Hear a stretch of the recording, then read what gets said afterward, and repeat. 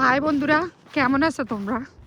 আজকে তোমাদেরকে আমি দেখাবো কানাডাতে বিকেলের ওয়েদারটা কেমন। দেখো, এখন রাতের 9টা বাজে, কিন্তু আকাশে কিন্তু সূর্য আছে, সূর্যের আলো আছে, দেখো চাঁদও আছে। কি একটা অদ্ভুত দৃশ্য না? এইটা হচ্ছে একটা মাঠ। এইটা এখানে ঘাস কাটা হয়েছে, দেখো ঘাসগুলোকে কি মিশ্রণভাবে কাটা হয়েছে। মিশ্রণভাবে ঘাসগুলা কাটা গেছে, একদম মনে হয় যে সবুজের চাদর বিছিয়ে রাখছে। অনেক সুন্দর দেখতে। ভাবলাম বিকেলে একটু হাঁটি আর তোমাদের সাথে আমি একটু শেয়ার করি। ঘাসগুলো এত সবুজ, বিশ্বাস করবে না, গত 1 মাস আগে এখানে ছিল বরফের স্তূপ, কিন্তু বরফটা যাওয়ার সাথে সাথে কোত্থেকে ঘাসগুলো মানে হঠাৎ করে আবার সবুজ হয়ে নতুন, সব নতুন পরিপাটি। এত মানে সব কিছু আসলে বিধাতা সৃষ্টি করে রাখে। দেখ, আমাদের বাংলাদেশে অনেক বৃষ্টি হয়, কিন্তু এখানে অনেক স্নো হয়। যখন স্নো চলে যায় তখন আবার সবুজে পরিপূর্ণ হয়। এই যে সব 1 মাস হয় নাই, মানে স্নো চলে গেছে, কিন্তু 15 দিনের মাথায় সব সবুজে ভরা। আল্লাহর কি অলৌকিক অলৌকিক ঘটনা! মানে এগুলো আসলে আল্লাহ তাআলা কোন দেশের কোন সিস্টেমে মানুষকে বাঁচিয়ে রাখবে, সব কিছু আসলে আল্লাহরে নিয়ামত। এই যে দেখো, সবুজ ঘাসগুলো দেখে আমার কাছে এত ভালো লাগছে, ভাবলাম তোমাদের সাথে শেয়ার করি। তা হাঁটতেছি আর তোমাদের সাথে শেয়ার করতেছি। এটা হচ্ছে আসলে একটা দেশের একটা সিস্টেম, অনেক ভালো লাগতেছে। এই যে কানাডার গড় দরজাগুলো দেখো, পরিবেশগুলো, এগুলো হচ্ছে আমাদের দেশে টিনের বাড়ির মতো, এগুলো হচ্ছে কাঠের বাড়ি।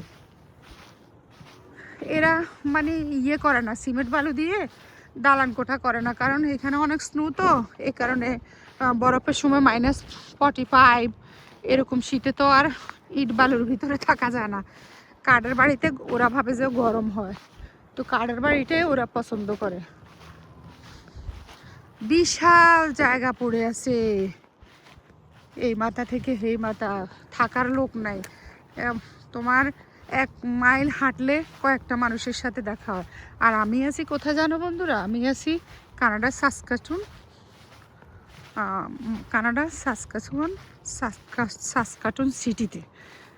এটা অনেক ধরুন একটা মানে কোয়াইট, একদম পৃথিবীর শেষ প্রান্তে। তেমন একটা মানুষজন নাই, মানুষজন অত বেশি নাই, কোয়াইট এরিয়া।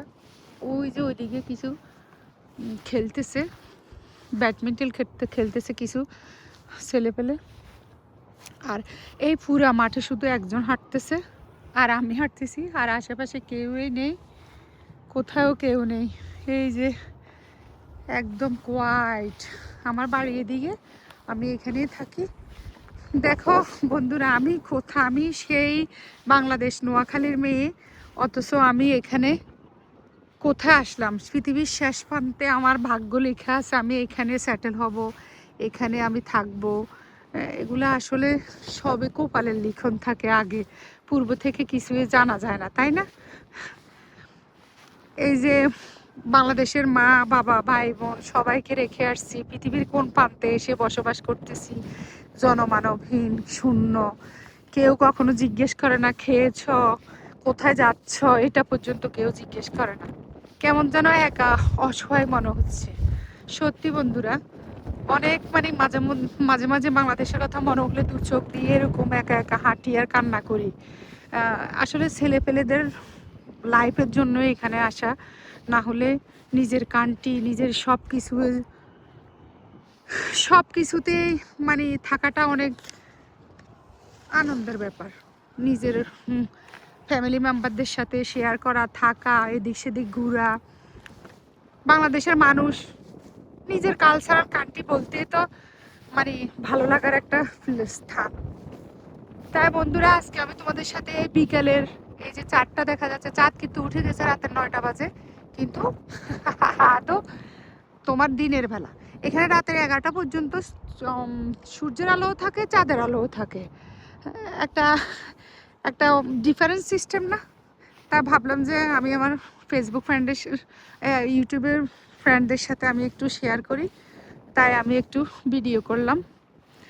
তা আজ এই পর্যন্ত বন্ধুরা, দেখা হবে আবার নতুন কোনো দৃশ্য নিয়ে বা নতুন কোনো ভিডিও নিয়ে। আল্লাহ হাফেজ, ভালো থেকো সবাই, আমার চ্যানেলটা সাবস্ক্রাইব করে দিও।